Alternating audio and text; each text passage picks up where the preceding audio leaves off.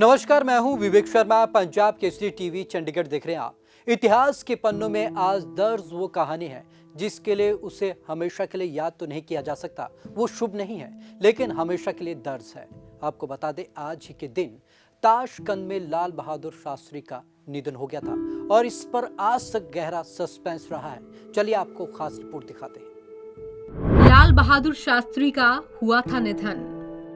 Tashkent में संदिग्ध परिस्थितियों में हुआ था निधन। ताशकंद समझौते के कुछ घंटों बाद हुआ था निधन। आज भी रहस्य है लाल बहादुर शास्त्री का निधन। जय जवान जय किसान का दिया था नारा। एक आवाज पर लाखों भारतीयों ने छोड़ दिया था एक वक्त का खाना। लाल बहादुर शास्त्री, वो नाम जो दिखने में तो छोटे कद के थे, लेकिन उनके फैसले बड़े होते थे और हिम्मतों से भरे होते थे।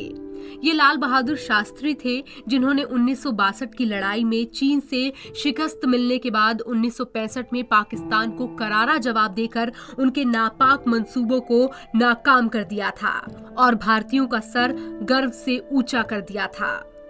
जय जवान जय किसान का दिया था नारा। पंडित जवाहरलाल नेहरू के निधन के बाद 9 जून 1964 को शास्त्री प्रधानमंत्री बने थे।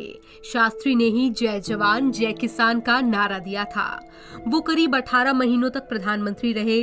उनके नेतृत्व में ही भारत ने 1965 की जंग में पाकिस्तान को शिकस्त दी थी। इसके बाद वो पाकिस्तान के राष्ट्रपति अयूब खान के साथ युद्ध समाप्त करने के समझौते पर हस्ताक्षर करने के लिए ताशकंद गए थे और वहीं उनकी मौत हो गई।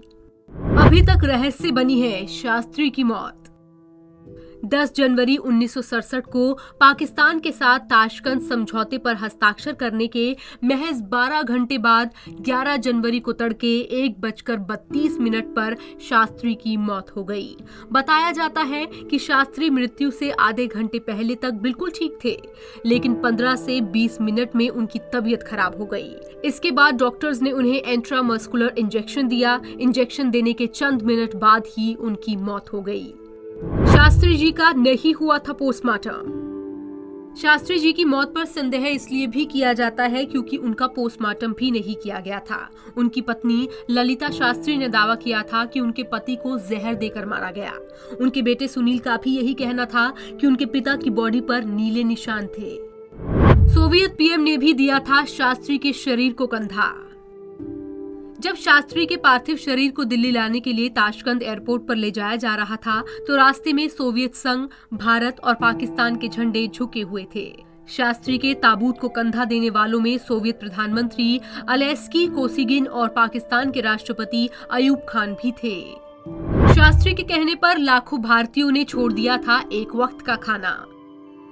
1965 में जब भारत पाकिस्तान के बीच जंग चल रही थी, तो अमेरिकी राष्ट्रपति लिंडन जॉनसन ने शास्त्री को धमकी दी थी कि अगर आपने पाकिस्तान के खिलाफ लड़ाई बंद नहीं की तो हम आपको जो लाल गेहूं भेजते हैं उसे बंद कर देंगे। उस वक्त भारत गेहूं के उत्पादन में आत्मनिर्भर नहीं था। शास्त्री को ये बात चुभ गई। उन्होंने देशवासियों से अपील की कि हम लोग एक वक्त का भोजन नहीं करेंगे, उससे अमेरिका से आने वाले गेहूं की जरूरत नहीं होगी। शास्त्री की अपील पर उस वक्त लाखों भारतीयों ने एक वक्त का खाना छोड़ दिया था। खुद से की थी एक वक्त नहीं खाने की शुरुआत। देशवासियों से अपील से पहले शास्त्री ने खुद अपने घर में एक वक्त का खाना नहीं खाया और ना ही उनके परिवार ने। ऐसा इसलिए क्योंकि वो देखना चाहते थे कि उनके बच्चे भूखे रह सकते हैं या नहीं। जब उन्होंने देख लिया कि वो और उनके बच्चे एक वक्त बिना खाए रह सकते हैं, तब जाकर उन्होंने देशवासियों से अपील की।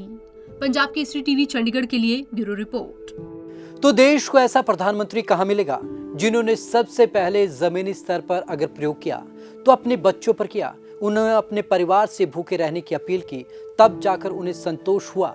जब उनके परिवार और बच्चे भूखे रहे, उन्होंने तब जाकर देशवासियों से अपील की ताकि पूरे परिवार और देशवासियों के बच्चे भूख को सहन कर सकें। ये उन्होंने जाना। उसके बाद ही उन्होंने देशवासियों से अपील की।